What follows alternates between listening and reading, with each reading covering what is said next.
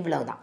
அதுக்கடுத்த 3வது யாரை பார்க்குறோன்னா அம்புஜத்தம்மாள். அவங்க எந்த வருஷம் பிறக்கிறாங்கன்னா 1899 பிறக்கிறாங்க.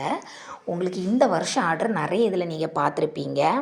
1869 காந்தி, 79 பெரியார், 89 நேரு, 99 அம்புஜத்தம்மாள், 9 அண்ணா.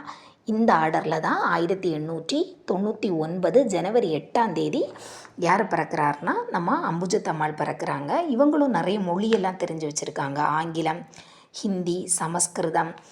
முக்கியமான ஒரு கொஷின் என்னென்னா, இவங்க வந்து கஸ்தூரிபாயோட எளிமையான தோற்றத்தால் கவரப்பட்டு தான் எளிமையாக வாழ்வாங்க. யாரோட எல்லாம் ஃப்ரெண்ட்ஷிப் வச்சுருப்பாங்கன்னா வைமு கோதை நாயகி அம்மாள், ருக்மணி லக்ஷ்மிபதி. ருக்மணி லக்ஷ்மிபதி யாருன்னா உப்பு சத்தியாகிரகம் 1930 நடக்கக்கூடிய உப்பு சத்தியாகிரகத்தில் கலந்துக்கிட்டு 1930 நடக்கக்கூடிய உப்பு சத்தியாகிரகத்தில் கலந்துக்கிட்டு ஃபஸ்ட்டுனா ஃபைன் கொடுத்த ஒரு பெண்மணின்னு கேட்டால் அது இந்த ருக்மணி லக்ஷ்மிபதி தான். அப்புறம் பாரதியார் பாடல்களை பாடி விடுதலை உணர்வையெல்லாம் ஊட்டியிருக்காங்க. காந்தியடிகளால் தத்தெடுக்கப்பட்ட மகள். அப்போ காந்தியடிகளால் தென்னாட்டின் ஜான்சி ராணின்னு அழைக்கப்பட்டது அஞ்சலை அம்மாள். காந்தியடிகளால் தத்தெடுக்கப்பட்ட மகள்னு அழைக்கப்பட்டது வந்து அம்புஜத்தம்மாள். இவங்களோட அப்பா பேர் சீனிவாசன், காந்தியோட பேர் ரெண்டையும் சேர்த்து சீனிவாச காந்தி நிலையம் அப்படின்னு ஒன்று ஆரம்பிப்பாங்க.